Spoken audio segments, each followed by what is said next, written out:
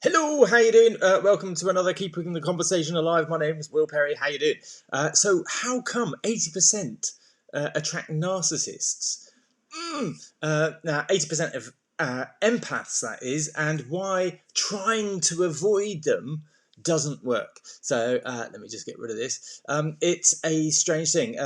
First of all, empaths, I've done another video on empaths are a wonderful, kind, lovely, giving, feeling, sensitive people, and the world needs more of them. However, the downside of being an empath is that they suffer because they give too much. They give of themselves too much, and there comes a time when they have to kind of say no, and that's a difficult thing because they always want to help. Have to say no and look after themselves and recharge the batteries, as it were, because they give of themselves too much. So that's one downside. But another downside, and if this is you, look back on your past relationships or maybe your current one, and just ask yourself, do people say to you, you deserve so much more?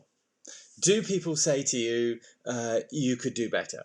And they're being kind, reflecting on your relationships, that you do so much for so many other people, and yet you do so much maybe for your partner, you do so much to help them, you do so much to support them, but they don't reciprocate, they don't do so much for you, and you deserve more. So many people don't understand the whole dynamics between empaths and narcissists or abuse, emotional abuse. So many people don't understand it. I never understood it, and that's why I repeated the patterns that I was in my relationships, in my marriages, and yes, that's plural. I didn't understand that, and when I first came across emotional abuse, it was like, I was shocked because I thought, I'm in professional development. How come I don't know about this? I'm a coach. What's and how come it's not about not being successful? How come I've helped police detectives find out that they're in an emotionally abusive relationship? That's like, surely they're, psychotherapists. How come, psychotherapists have found out through me that they've been in an emotionally abusive relationship? You would have thought they'd know, counsellors and, people that are empaths that are helping other people. How come they can get into the same trap? How come they can attract narcissists without realizing it? So it's so common, it's so difficult to see, and it happens. So why do empaths attract narcissists? And why is trying to spot them and avoid them, see, spot, avoid, why is that futile? Well, it comes down to, let me tell you, but not much, because I've only got a small stab at this one. It's you can check out my other stuff, my webinar, to get more detail on this. But the way empaths are is generally that 80% of us, in empaths terms, have low self-esteem. And I say us because I'm an empath. Have low self-esteem, and what that does is attract somebody that will take your power. That means you give your power away. And that's your superpower, almost, being an empath, being this kind and caring, and that's a wonderful thing. However, it attracts people who take advantage of that because they have a weakness. They have even lower self-esteem than you do. And that's not a bad thing, but it does have its downsides, because empaths aren't bad, but narcissists are. It's a tricky thing. It's not. I'm not saying they're bad people, but it's not nice to be tied in with them so closely, particularly in relationships, or work, or friendships, or they don't give back. You're always giving to them. It's a one-way street. Is this sounding like it's making sense? Because empaths will attract somebody who can take advantage of them, somebody who will take and not give, because that's what the balance of narcissists. They're self-centered, they're self-righteous, they're self-absorbed, and they won't self-reflect. Whereas an empath is always self-reflecting, over self-reflecting. Oh, it must be me. I must be doing that. And then the narcissist will say, yes, it's you. Why do you do that? Empath will try harder. The empath will always give, and the narcissist will always take. So that's how it fits together so well, the two. And there's tons more information I can give you on that. This is just an overview. So the 80% of empaths have low self-esteem. that 80% will attract abusers. And guess what? This 80-20 Pareto's rule, is it Pareto? Yeah, Pareto. It is, isn't it? You know, when you say something and it's like, sounds odd. Pareto. Anyway, the 80-20 rule is that, you know, 80% of them you won't even notice. 80% of the 80%, you won't be aware that you've got a narcissistic relationship. 20 you'll know because it's more extreme, more overt.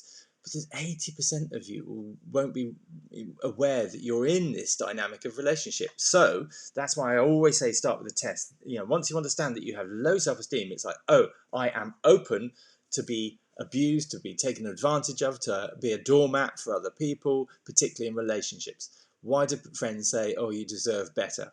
Why does he or she treat you this way?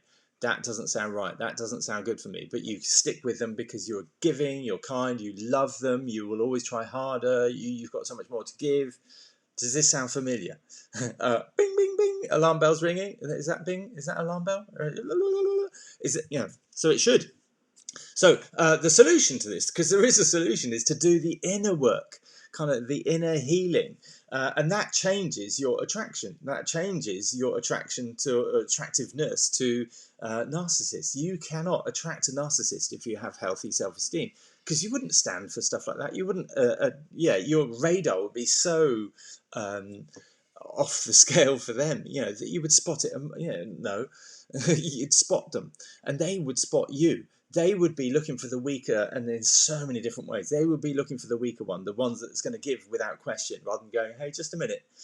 Okay, so by changing your polarity, by changing your low self-esteem into healthy self-esteem, you just eradicate that. Trying to spot narcissist is like a needle in a haystack. You can see a sign and think, oh, no, that's me, I'm being unkind. See, they didn't do it again. They didn't do it again because they know they tripped up. And in the honeymoon period, the narcissists are very, very good. It's cloaks that you can't see the true self. Otherwise, they would never get embroiled in these wonderful relationships for them.